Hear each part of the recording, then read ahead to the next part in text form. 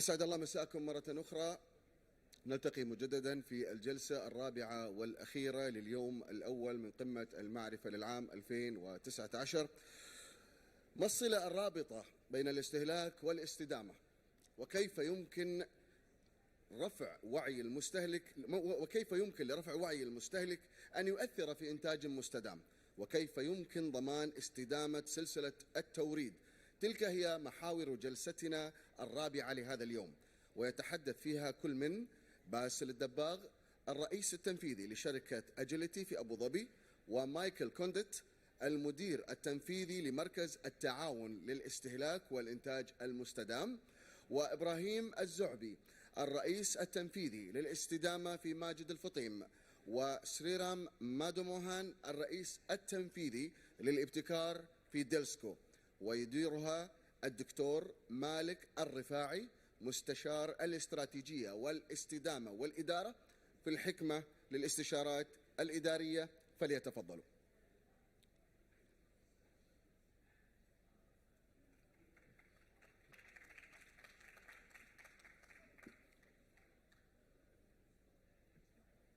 دكتور مالك.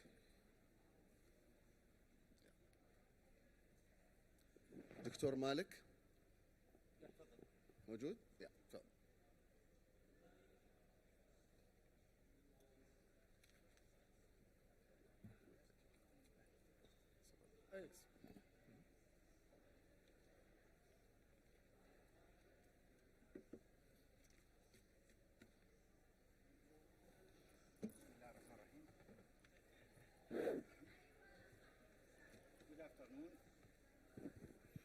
Good afternoon. حابب تتكلم هنيش دكتور؟ الأفضل هون. براحتك. اوكي. بالطريقة اللي تريح. والله برضو أحسن. عشان يكون في توازن. أفضل. أي بالضبط. عشان يلا موفق إن شاء الله. شكرا لك. Welcome to Knowledge Summit 2019, organized by the Mohammed bin Rashid Al Maktoum Knowledge Foundation. Knowledge, the path to sustainable development. This session is about sustainable consumption and production. My name is Malek. I am the Director General of Al-Hikmah Management Consultancy. I make my master degree in sustainability, management and energy management, and my PhD about sustainable indicators. Our speakers for this day, Engineer Bassel Dabbagh, the CEO of Agility Abu Dhabi. He has 20 years of experience in different aspects of business. And we have Mr. Michel and Engineer Sreeram. In fact, already he present you to the public, so we not return again to the same thing. The agenda of sustainable development adopted by all United Nations countries member in 2015, and the Sustainable Development Goals are the blueprint to achieve a better and more sustainable future for all. They address the global challenge we face, including those related to poverty, inequality, climate change, environmental degradation, peace and justice. The 17 goals are all interconnected, and in order to leave no one behind, it's important that we achieve them all by 2030. To know more about the goals, or the goal number 12, let me to invite Engineer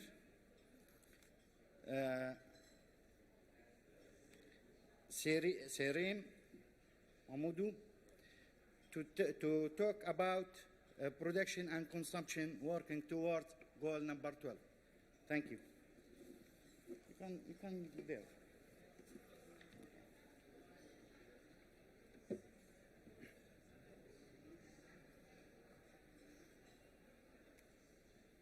Sorry, it's here.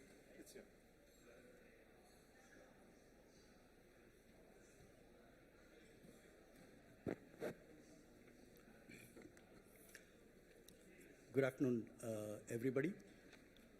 Thank you for this opportunity to be in front of you and share a few thoughts about what we as a company and we personally feel about this entire sustainability. As he was explaining, I'm from Dalsco. I'm the Chief Innovation Officer. I've been a chemical engineer. I've been in this field for more than 25, 30 years in terms of environmental and sustainability activities. So to just start off, why is sustainability the need of the hour? Because definitely we are taking more than what we have, which today all of us know. Then, if you look at development versus sustainability, now in the past 100 years, I think we have come a long way compared to what the human race has been living much before that. So well, and we have been considering ourselves as the most evolved species. Are we really an evolved species? Because along with sustainable development, what we've claimed in this past 100 years, we also completely polluted and made sure that we have been destroying the entire environment and the resources of this world. So just look at this. I do not know how many of you are aware of something called an Earth Overshoot Day, which means this is giving an idea of how much of our resources we are consuming now, which the Earth can regenerate in a year. So we, at this point of time, we are almost consuming 1.7 times more than what we can regenerate in a year. So that's a very alarming situation. For example, last year, if you really look at it, we have already reached the Earth Overshoot Day for 2019 in July, on July 29th, which means by July of this year, we have consumed what we would have, the Earth would have generated for the whole of 2019. If you go back, way back to 1971, you would realize that we had at least 1 year's of consumption versus the production. So this is the alarming rate at which we are trying to plunder this planet. So just another example here. I believe by 2050, the Earth will, the ocean will have more plastic than fish. So all these are really very, very alarming. So then, what is this we are trying to sustain? Of course, there are two types of resources which you see in the Earth. One is your finite and depleting. The other one is your renewable. So if you're looking at the finite and depleting, we know all the mineral resources or other type of natural resources. So as I was mentioning earlier, we are taking more than what we have. And besides that, what we're trying to do is we are using more than what we need, which is causing much more waste. And this is where, as a waste management company in this part of the world, we are, as Dalsco, one of the leading waste management companies. Just to give you an idea, we are handling more than 2,500 tons on a daily basis of waste in Dubai city alone, where Dubai is generating more than 6,000 tons. So I would like to just put across some of the points which, as a waste management company, we have been coming across and where we feel that there could be some value add in terms of sustainable. So if you look at the GCC statistics, you see GCC is actually producing one of the largest per capita waste. If you see 106 million tons is what we're generating per year, and by 2020, by next year, I think 120 million tons is what we are expected to generate. Out of it, 53% is construction waste, and about 33% is the waste which you and I generate, which is called the municipal solid waste, and about 14% is the industrial and other waste. Now let's just look at the country-wise. Again, if you're looking at this region, KSA and UAE, we stand next to KSA in terms of the generation of the municipal waste. So this 11 million tons of municipal solid waste which we are generating today in this market, we have done some little bit of analysis to find out what does it consume. Of course, the two Emirates here, Dubai and Abu Dhabi, they generate the maximum, followed by the other Emirates which I've shown there. You will notice that almost 45% of this waste which is being generated is something which can be recycled, which means on a yearly basis, we are almost throwing 4 to 5 million tons of resources into the waste, which can always be recovered. So if you look at it, that 45%, paper is about 48%, glass is 30%, plastic is 10%, metal is 5%. So there's a huge opportunity out there. to make sure that we are able to conserve this entire impact. If you don't do, what is going to happen? Then naturally, of course, you're going to pollute the local environment, emission, green gases, toxic emissions, groundwater contamination, and all this is a part of the cumulative waste which is falling across the region. Now, this is where, as responsible personnel, there are a lot of opportunities which are there from this challenge. Of course, it involves the public, where everybody has to be conscious in terms of recycling, then ensuring that source segregation gets, then responsible consumerism, which my colleagues will again talk about it later. Then, of course, government will have to encourage and drive these through suitable initiatives. And then, of course, the basic thing is it's not a waste. Waste is a resource in the wrong place. That's what the whole message should go in. So just to give you some small ideas of how these messages can be driven. So, for example, if glass, it doesn't decay or anything, it takes millions of years to decompose. If you see, for example, if I'm able to recycle one aluminum can, I can burn a 14 or 12 kilowatt bulb for almost 20 hours. So you can imagine the amount of energy. And one aluminum can is just 13 grams of aluminum. That's because that's the amount of energy you would have otherwise spent for producing aluminum from the raw ore of bauxite. Similarly, if you recycle a ton of paper, I'm saving almost 17 trees, because again, 1 ton of paper is produced by cutting down almost 17 trees. Similarly, if I'm recycling 1 ton of plastic, I'm going to save about 5,000 kilowatt hour power. So we, from our company, when you're looking at a regional perspective, we did start working on it along with the municipalities. In the past 4 to 5 years, from 2014, the municipality in Dubai has started something called a My City, My Environment program, where they've been encouraging residents to get involved. And we have found that there's been a lot of interest and awareness, because one thing which is very encouraging for companies like is the public participation. So from, let's say from 0% today, we are able to achieve at least 22% of recovery of these recyclables, which is quite a good growth in terms of what the region or this place is aiming to achieve at. And of course, the government legislations also talk about ensuring 75% waste diversion away from landfills by 2021. So all these definitely would lead to that, in that direction.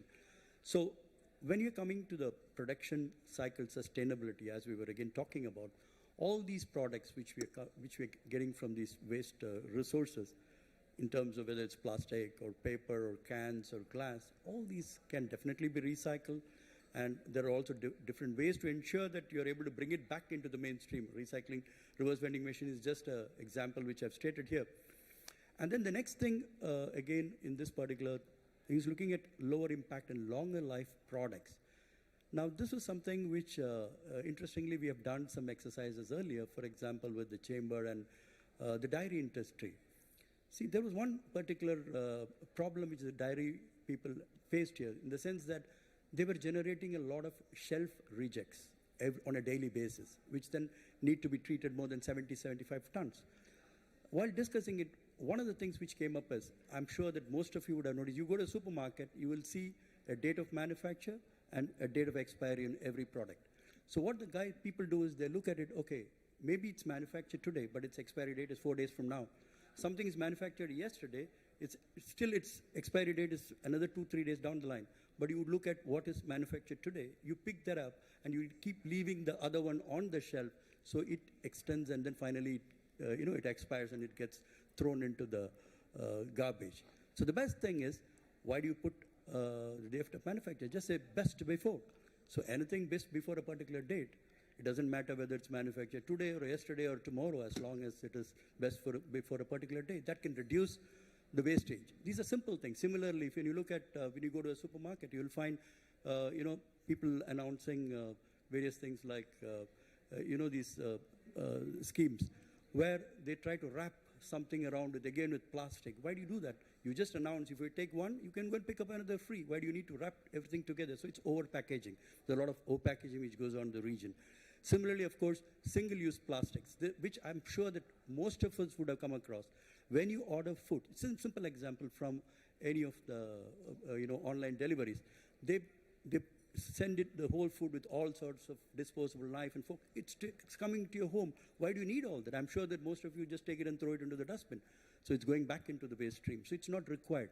So we need to look at where we can avoid, how we can avoid all this, and the same thing in the supermarkets in terms of your bags, reusable bags, instead of, the plastic bags which are being used. So one of the things, of course, Dabbagh is today leading, in trying to look at the region in terms of how to encourage recycling, recovery, and all that.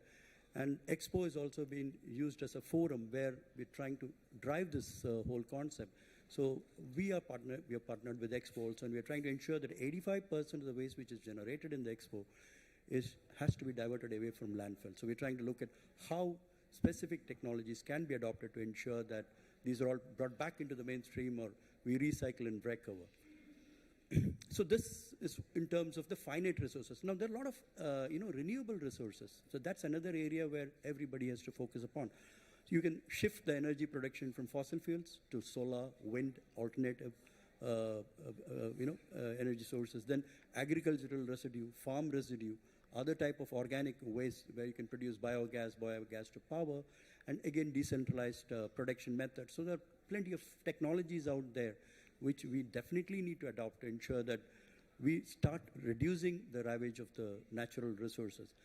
So this is one area where I think, if you look at this particular industry, everybody is responsible for this. One is, of course, the individuals. We as individuals, where we need to make sure that we have refuse, where there's a waste, reduce, repurpose, recycle, rethink our lifestyle choices to make it more sustainable.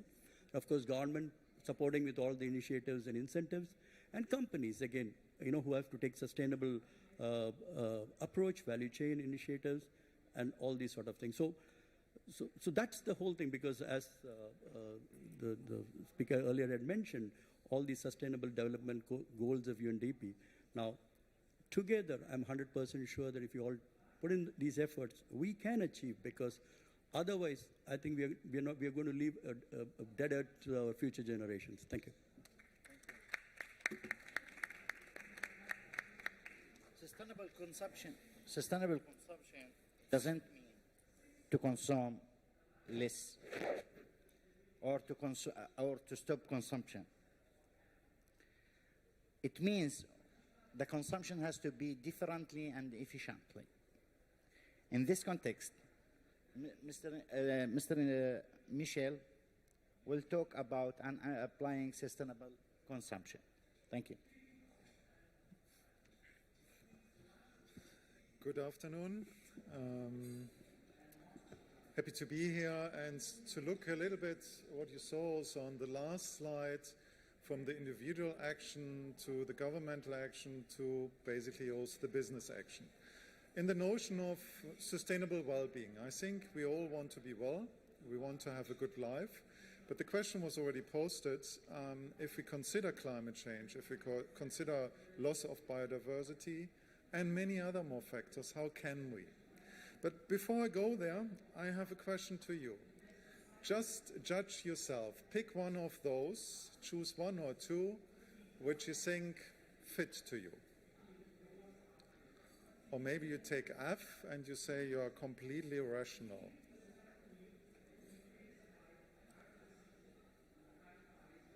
I don't know how you feel, but often if you look on those things, we know they're not healthy. We know we should wake up if the alarm is going on. But actually, if we look, and that's also true on sustainability, often we design things as if we feel people are totally rational. But we know often if you go shopping or anything else, we are quite irrational in the things we do. So that's why I think it's important, if we look on sustainability, we need to understand this irrationality about ourselves. Even sometimes in business decision making or in government, it might be not always so rational about the decisions which are taken. But of course, we are all having a different starting point. If we look on our own consumption patterns, and we did this work with the World Business Council and the World Economic Forum, we find out we have different footprints on CO2 emission, or this showcases here the footprint in terms of resource material consumption. No matter where you are globally, there are top 3 things leading our material and CO2 footprint. They're about the built environment we are in, housing, they're about mobility, and they're about food patterns. So if we want to design a more sustainable planet, how can we design it? How can we create business models, services, policies that enable citizen and consumer to be more sustainable? I cannot live sustainable in an unsustainable infrastructure. So if people ask me to take public transport and there's no good public transport, it will be difficult for me. If people talk about sustainable buildings and housing, but it's very hard to buy a sustainable flat, it will be very hard for me to lower my footprint. And that's how the interplay comes, as we just saw. Business and government can play together with consumers and citizens to lower our footprint. So it's still about decoupling. It's still we want to be more happy, we want to have a good life, we want to have well-being and life satisfaction, but we need to find smarter ways of doing things. Smarter ways to lower our CO2 emission and our material footprint. And how can they look like? Can we use technologies to be smarter? Can we maybe do things very differently? And I will give you an example. Or can we maybe even rethink the system to be more smarter? So let me give some quick ideas on the different things I just posted. On technologies. Of course, we are living in a digital age, and the question is, can ICT, can digitalization with a purpose help us to be more sustainable? We work currently on interesting projects like food waste and artificial intelligence. So we are trying to use big data to connect those who are producing food waste, canteens, restaurants, or even individual homes, to connect those who maybe don't have enough living to get access to food waste. Just one example. Or let's take the other example of smart metering. We know, we had another session this morning, the keynote in the morning, and we heard per square meter probably we still consume too much energy. Doesn't matter renewable or non-renewable at home. And how can we be more smarter? And we are testing those kind of approaches, and we are also advising policymakers on how to take this up, behavior insights. Does it help only to have the device measuring energy consumption at home? Or maybe you need to display also how your neighbors are consuming energy in order to make something in your brain happen. And actually what we find, information in itself is not enough, pure information, but if you compete with neighbors and actually if it's displayed to you, then something might change in your brain. Or let's take the notion of personalized food. We know we eat unhealthy most of the times. So can technology help us to find more smart innovation, but also more smart products? Of course, for this, also from a sustainability perspective, maybe we have to understand what smart products are out there. So do we find more sustainable products which are in the food system already produced? And why I'm hinting for this is, I think we have to even rethink food.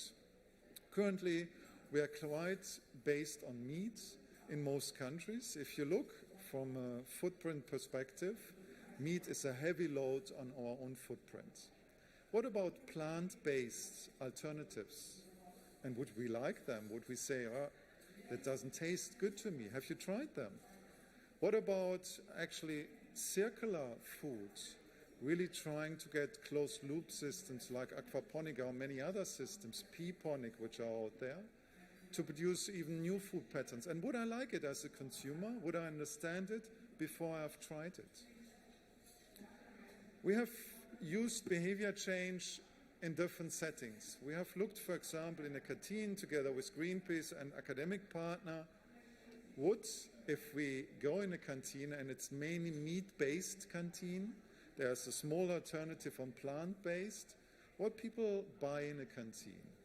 And we found actually, at the moment we started there, that more meat-based stuff was sold.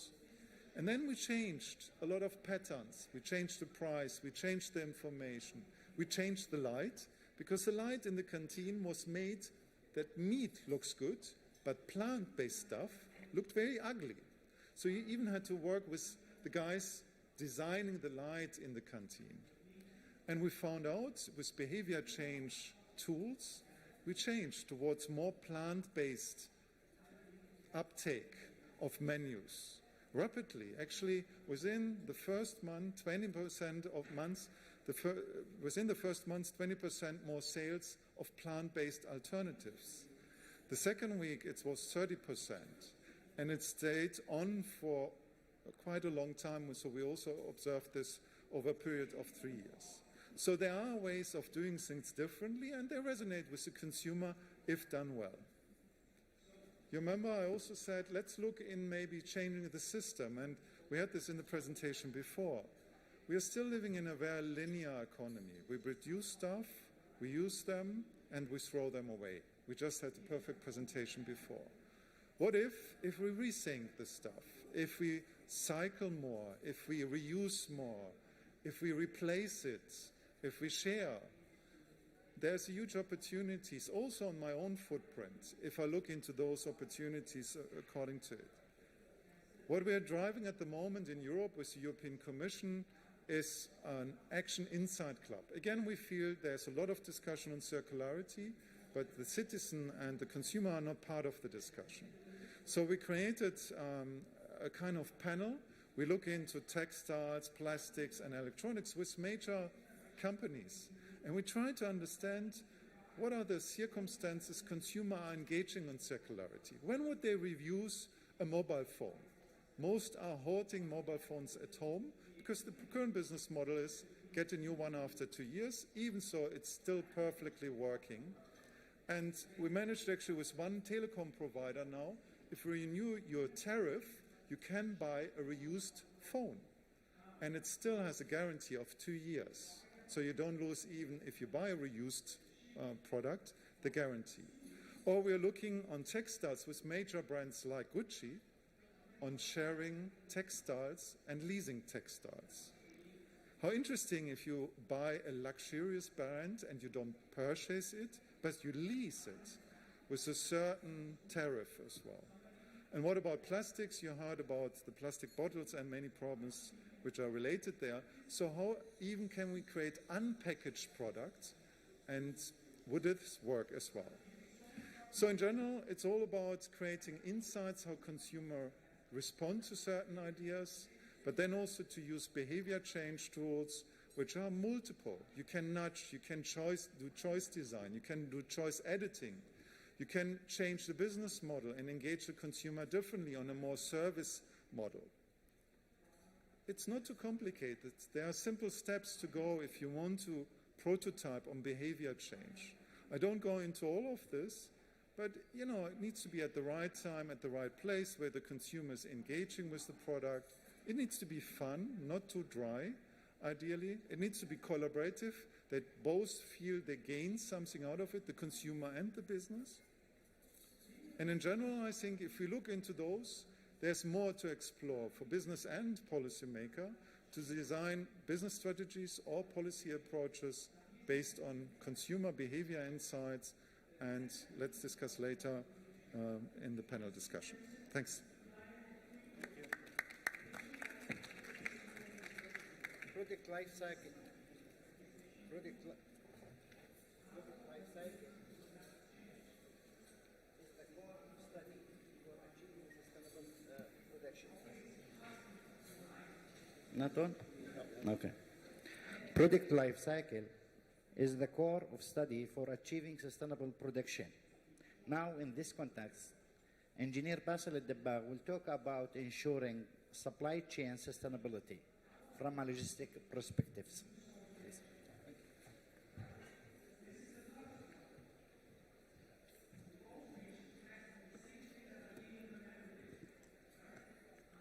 Okay. Good afternoon, ladies and gentlemen. So I work for a global logistics and transport company, and I'm going to be tackling the subject of sustainability from a supply chain perspective. Now, a little disclaimer, I have 2 young daughters, and when I try to explain to them what is transport and logistics, they're not interested. They are interested by YouTubers and Instagrammers much more than what I do, although I'm passionate about it, and hopefully I managed to interest you a little bit more than I managed to interest my daughters today. All right. So at Agility, the company I work for, we have a number of sustainability projects that touch several areas: environmental, social, economic topics. But today I'm going to focus more on the topic where we can make the most impact, where we have opportunity to do the most impact on sustainability, and this is the reducing of the greenhouse gas emissions. First, I will start by a glimpse of how the industry as a whole is responding to sustainability. I'm going to start with the maritime industry. And the International Maritime Organization has set a goal to reduce emissions by at least 50% by 2050. And the baseline for this is the 2008 emissions. So by the current estimations, this is already 80% of reduction of what we are emitting today. So that's an ambitious goal. So how to achieve this ambitious goal? There are a number of initiatives that the International Maritime Organization started to try to achieve this goal. The graphic here shows various methods and techniques that can be employed to reduce the greenhouse gas emissions. From that, I mentioned, first, the IMO is taking steps to strengthen the energy efficiency design, basically the design of the vessels to make them more efficient and reduce the emissions. It's also establishing a multi-donor trust fund for greenhouse gas emissions reduction. This is basically to fund the efforts to support the GHG emissions. Also, there is a big push to use alternative fuels and more sustainable fuels that have low carbon emissions, and other initiatives like the slow steaming of vessels that we know consume less fuels and thus reduce the emissions. Moving to the air freight industry, well, also they've set ambitious goals. The International Civil Aviation Organization, or ICAO, has set a goal to be carbon neutral growth from 2020 onwards, meaning all the growth in emissions from 2020 onwards has to be compensated. But how to be compensated? Again, there is a number of initiatives, starting from improved aircraft technology. So, the age and design of the plane, as well as the routes that the planes take, impact a lot of the fuel usage and, of course, the corresponding emissions. The use of sustainable fuel, like in the maritime industry, again, the use of different type of fuels and biofuels that can be, some fuels are 50% more efficient and have less emissions. The challenge here is how to commercialize these fuels and make them more commercially viable. And this is what takes me to the last initiative, which is CORSIA. CORSIA stands for the Carbon Offsetting and Reduction Scheme for International Aviation. It is designed to be an economic measure to achieve carbon neutral growth. First, it starts since January 2019. There is companies are required to report their emissions. It starts by the reporting. And then from 2027 onwards, they'll be, the requirement to reduce the emission will be mandatory. So this is how the air freight industry is responding to sustainability. If we move to the road freight, there is big opportunities, but also big challenges. Among the opportunities, lower carbon fuels are already commercially available. And not only that, now we are looking at electric trucks and the commercialization of electric trucks. There are some pilots out there, but they are not still fully commercially viable. And there is a lot of push on that front to make them more commercially viable. But also, other than lower carbon fuels and electric trucks, we can reduce the emissions with the existing trucks. How to do that? A big consumption goes to the empty backhauls. A lot of the trucks goes empty on the backhaul. As a matter of fact, in certain countries, more than the 40% of the trucks that you see on the road are empty. And so through the digital platforms that matches the demands from different places, we can ensure that all the trucks or most of the truck trips are fully loaded and thus reduce the empty truck hauls and reduce the emissions. Now, how about the challenges? If we look at the challenges, they are not easy. First, how to deploy the infrastructure for refueling with the different type of fuels, not the regular gas stations, but refueling with the new fuels, or how to charge for the electric trucks. And as you know, the infrastructure deployment is expensive, needs regulation, and is not easy. So that's one challenge.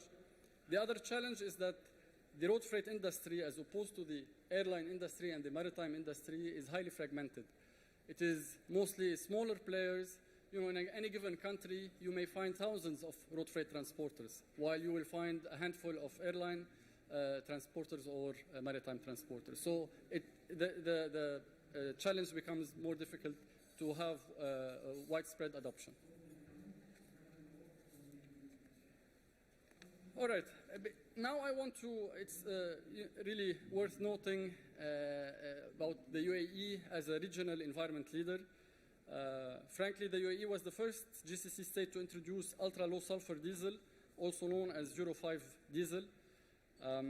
The UAE has done a number of initiatives where it was the leader in the region. Some of them are noted here, and you can see them.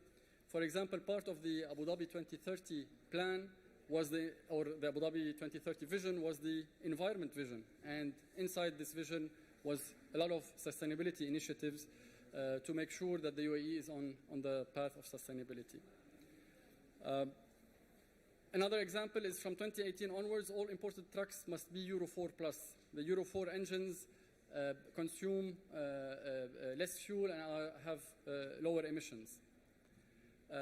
On another front, aside from transport, there is the Istidama Sustainable Development Initiative with a Pearl rating system for building. Now, all new buildings should have a minimum requirement that meets the Istidama, and these are sustainability requirements. And for government-funded buildings, they should meet a more stringent requirement and be more sustainable. So this is also an area adopted by the UAE. On the waste management side, there is mandatory waste reporting that started with the aim to divert 85% of municipal solid waste that my colleague Madhu talked about, to divert this waste from the landfill or away from the landfill. Okay, so now that I've covered the industry response, I want to talk about a few initiatives that my company is taking on sustainability. We have a three-pronged strategy to look at emissions. Of course, sustainability is wide, and there are a number of sustainability initiatives that we have, but when we look at emissions, we look at three areas.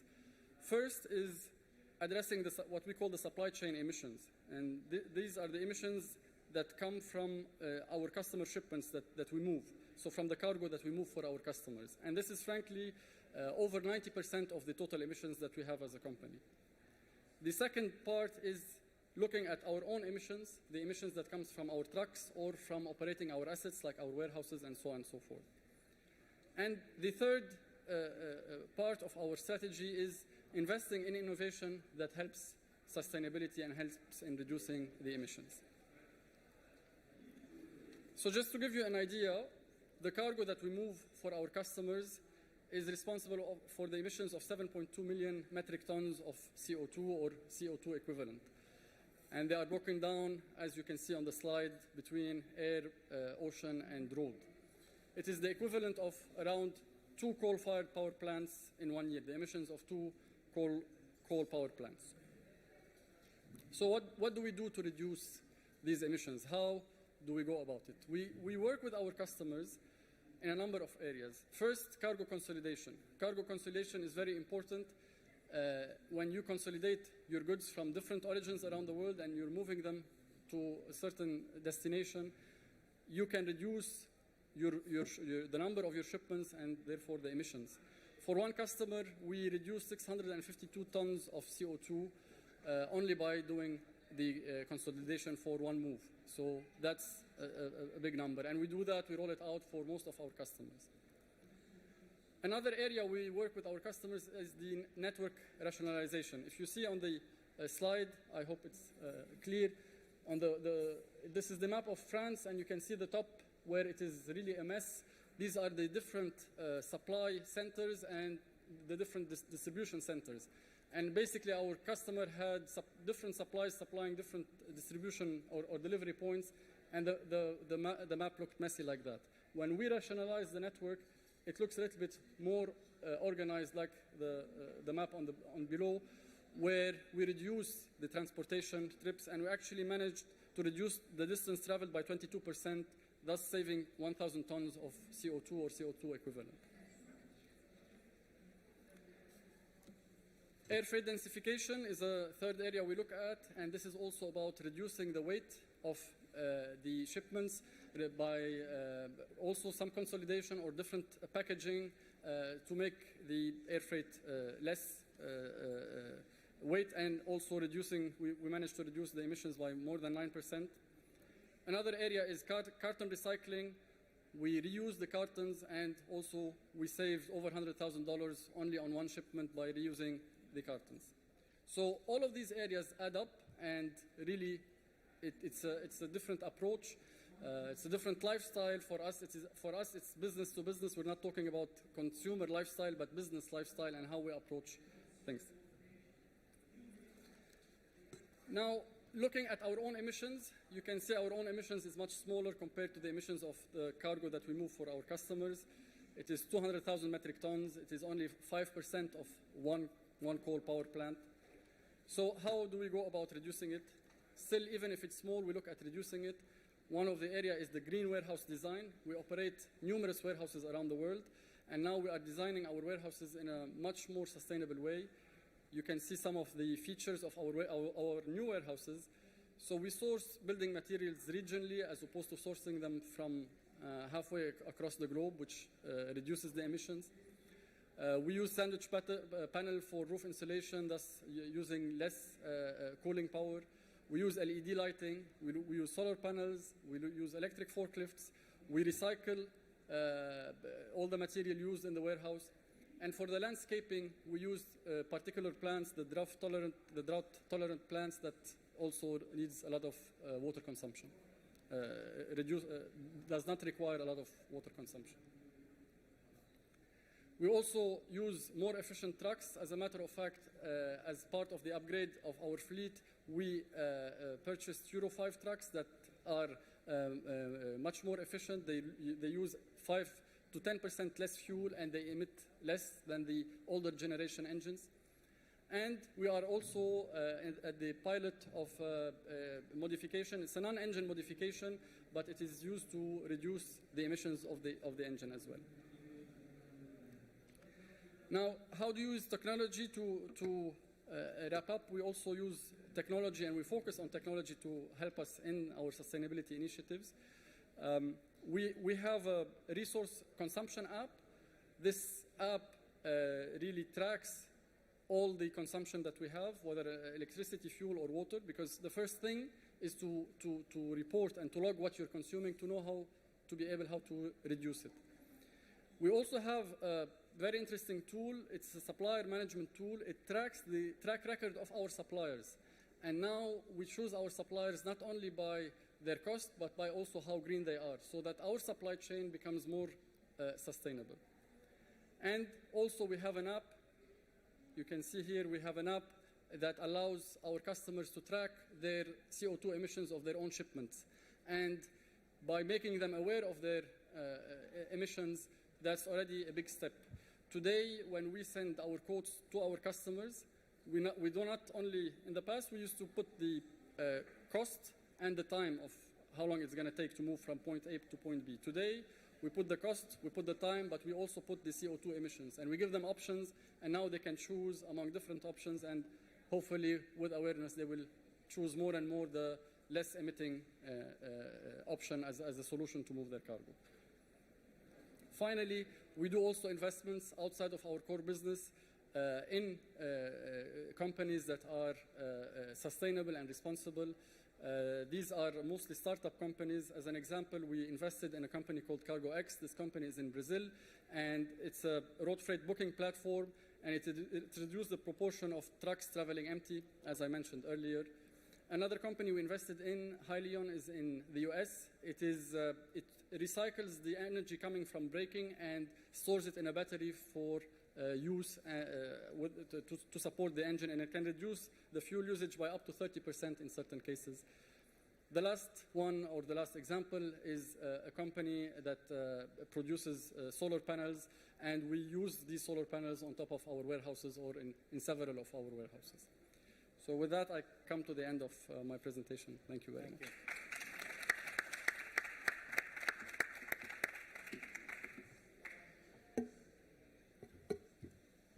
In this topic, actually, there is the most important to understand that the sustainability, it's a matter for all the Homo sapiens, for all the nations, for all the people in the world. And it will never succeed if we don't take care for the pattern of consumption and lifestyle and the production itself. But there is a point which is actually in the world. It is the engagement and involvement of the government and the society, the stakeholders, especially in the pattern of consumption. The main problem actually we find some countries, and this is through my research and my doctorate, some countries, their economy based on consumption. They are encouraging the consumption, like USA. They are spending the money which they don't own, mostly it's from loans, from the banks, for the things that they don't need. They are just piling things, okay, for a little of happiness which is not enduring. Other countries, small countries in developing country, like Philippines, their economy based on the consumption. So we need really involving of the government. We are not talking, UAE, it's the leader in the area for the sustainability. But really the people who is inviting for the agenda for the sustainability, they are not implemented, and really this is issue. And the question here raised always, how we change the consumption patterns or the lifestyle of people. Mr. Michel, you may tell us how we could change this for the people, the culture. Well, don't expect one golden bullet point now or a list of 3 and then the problem is solved. I think we saw very interesting presentations right now. So production and consumption goes hand in hand. I see it as a flip of the coin. So we cannot consume sustainable if we are in an unsustainable infrastructure, if we don't have sustainable products. That's one. And of course, I was working in different countries like, for example, Bhutan, which has the gross national happiness as an equation. But I also was working, and I helped the Chinese government to create its sustainable consumption strategy. And of course, business models behind might be quite different. So the question in China we had, yes, we have growth in terms of consumption, but how can we cure with all the issues the side effects of consumption? Because as you know, China is quite a number of people, quite a number of new people wanting to consume differently, throwing away the old traditions, going for the new traditions, let's say, or the new avenues. And with this, creating all the wastes, the issues with CO2 emission. So how do you inspire people to change? I gave in my presentation different hints, but it's quite complex because you need to be specific. Food works differently than housing, than mobility. In mobility, you hear different stories at the moment. You hear public transport, you hear alternative fuel system, fuel like electric cars or hydrogen cars. So it's a combination of different things which we still need to spark, and their government plays also a role. If we go for foods, I think in most countries we have an unsustainable diet.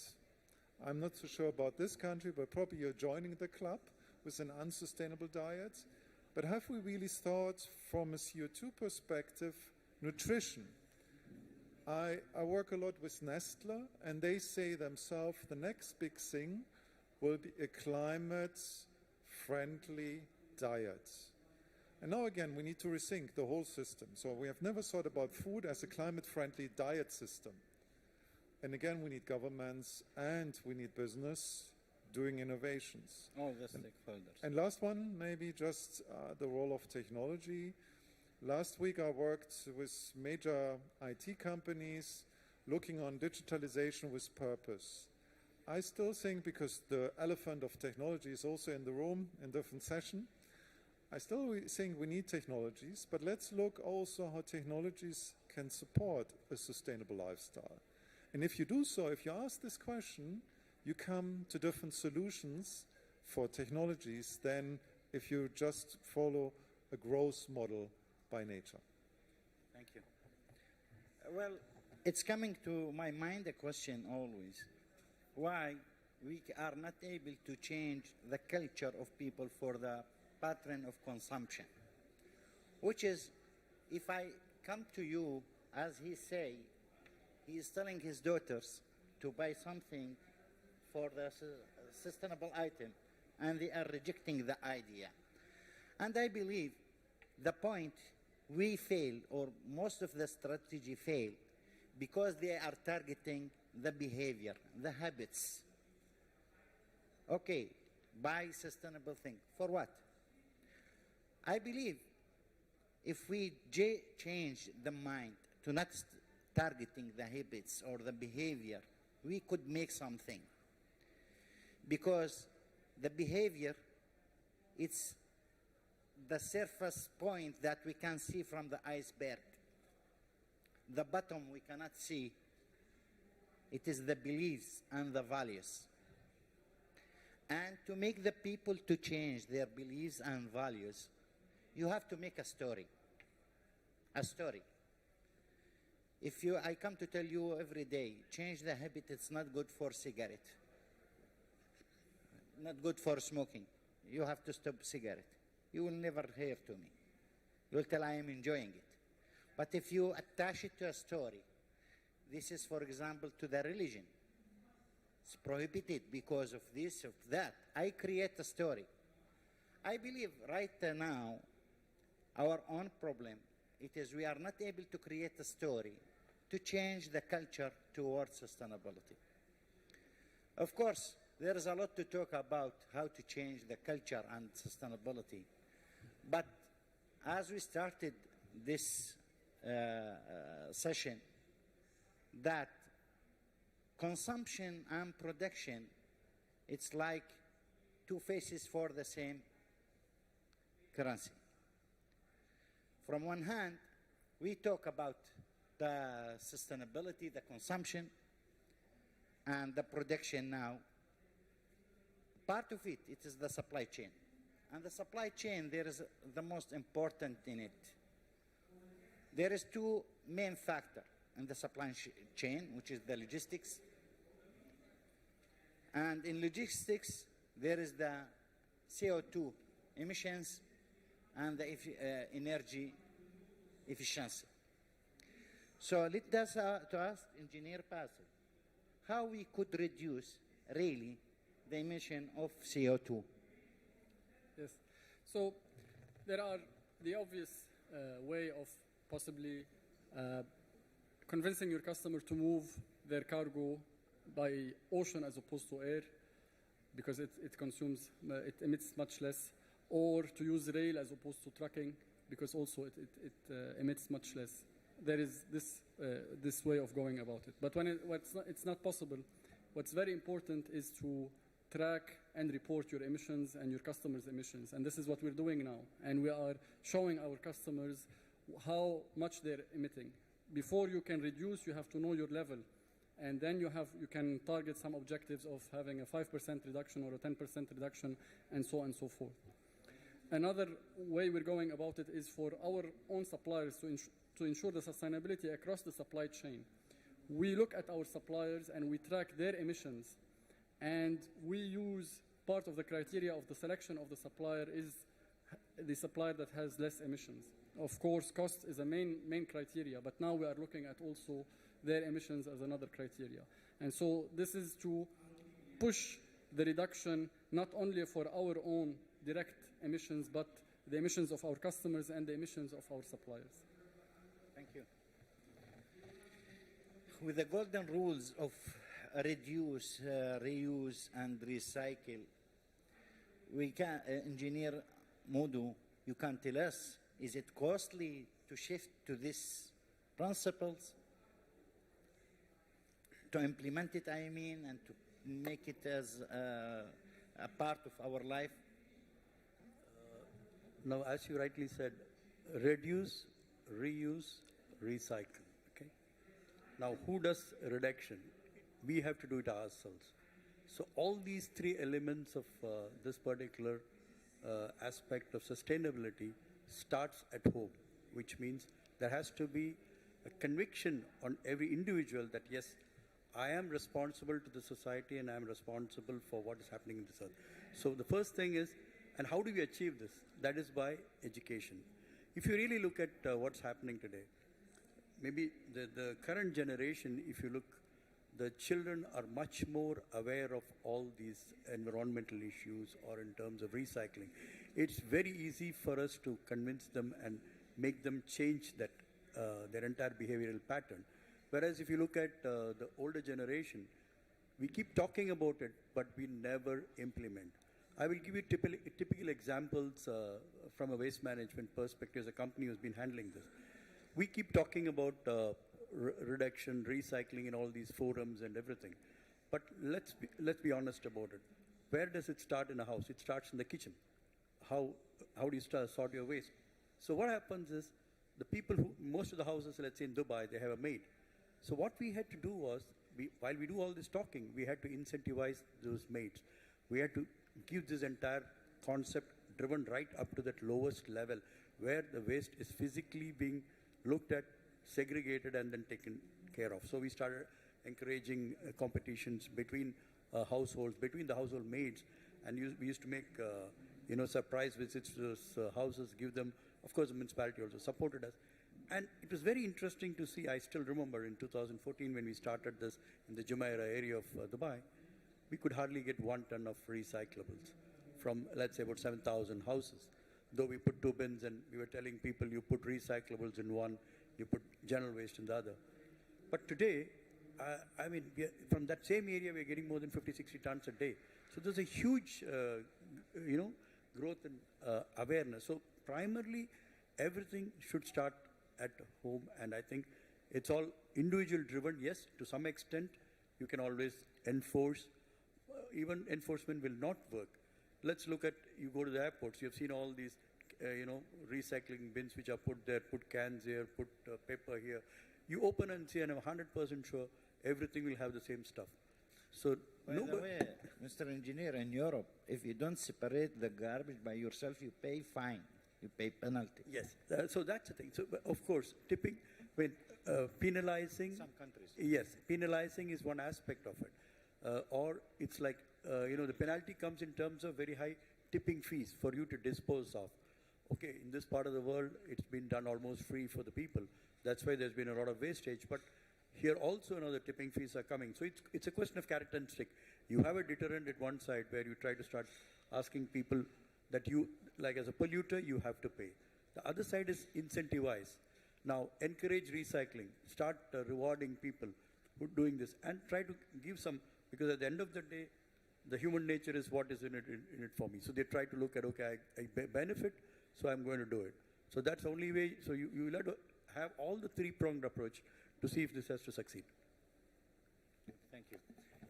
Now let us open the door for questions from the audience. If anyone would like to ask, please, you can stand up, your name, where you are working, and your question, please.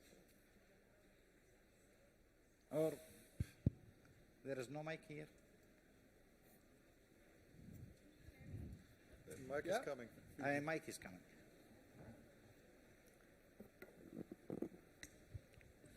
Can you see me without me standing up? Please, I prefer you stand up. I'll stand up. Okay. So my name is Fatma. I'm a fresh graduate, so no work here.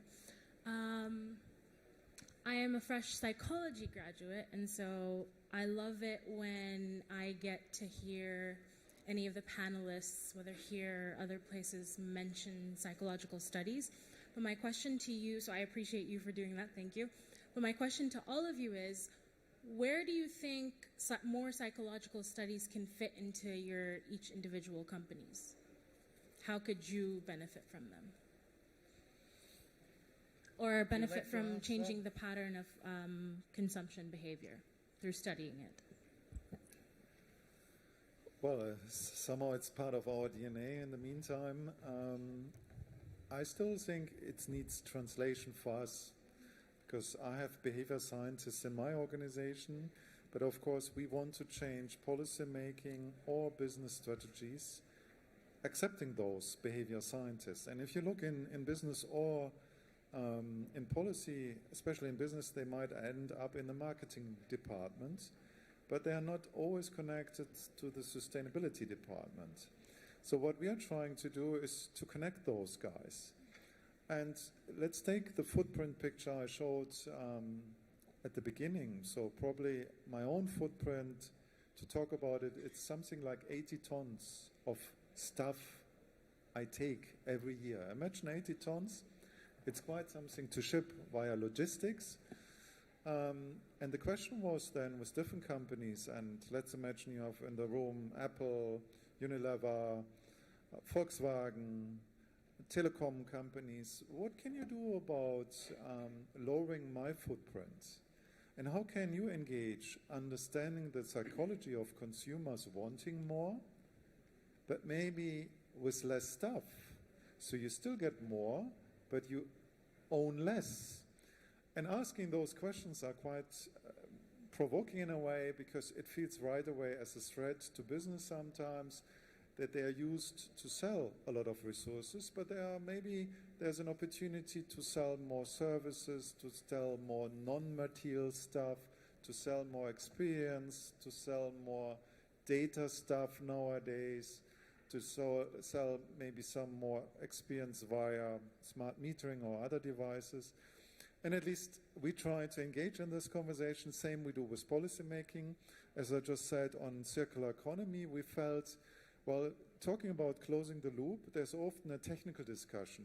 It's an issue of a technology solving closing the loop. Yeah, but if you don't get back the mobile phones because people hold them at home, or if you don't get back the textiles because I have not been used to really engage in leasing a jeans and I'm afraid of hygiene maybe, then somebody again needs to be told, and maybe also there's a room for policymakers to understand the psychology. So it's again about translation, engagement, and prototyping. Really with policymaker prototyping and a behavior change experiment in order to maybe influence policymaking, taking this perspective also on board. Yeah. In fact, let's say, answering your question on the psychological mindset of how that would affect industries like us. See, when you look at a society like Dubai, it's a cauldron of about 150 nationalities. Okay. Now we are talking about sustainability. We are talking about recycling initiatives and all these things. So it's just not possible to just cut and paste what is being practiced. Let's say in Europe. Okay, Europe, they're doing 5 bins, 4 bins, 3 bins. So let's put it and start off. You can't expect people to immediately change over, because it all depends upon from which part of the world they're coming here and they're staying here. It depends upon what has been ingrained into their system over the, back home. So we have seen that behavior in, let's say, when we put this recycling facilities in certain parts of Dubai where more people from the West stay. We don't need to do much of training because they're already used to ask for more. Whereas, let's say, in some other areas where people are from the subcontinent or from other parts where there's been not too much of, at least earlier, impact on sorting and all that, you will find everything is thrown around the same thing. So it's a question of how and what is the audience. Again, in terms of your consumerism, because at the end of the day, all your entire marketing efforts, I mean, everybody is driving the whole thing only to enhance the consumption, but nobody is also at the same time giving the right message, what is a sort of a responsible consumption. Just to give you an example, how a very strong messaging can have an impact. Let's say about 15, 20 years back, smoking was supposed to be an in thing, like if you don't smoke, you're not considered a man. But today, people are scared to pick up a cigarette packet because they see all those gory figures on it, because it sort of gives a very negative impact. So you have created a sort of an impact on the society where people have started changing that behavioral pattern. So the same thing should happen when we are trying to sell, any product. Like, okay, I can do all these things. I'm doing this packaging. Like the same packaging can say, I mean, can you not pick it up in a cloth bag or something like that? I could provide the same thing in an open container. You can pick up whatever you want in a recyclable. So these messages have to also go into these products which are being packaged or which are being taken. But that's up to the industry to see, because it would affect their business. So it's a question of total involvement of the entire system to see how we change it. Otherwise, we are going to suffer as a total population. Finally, thank you for attending this conversation. We can't even talk after this because our time finished, but we can't even talk after. Thanks for attending this summit, and I hope it adding to you new information about sustainability and consumption and production at the same time. Thank you again, and see you in next summit. Thank you. Thank you.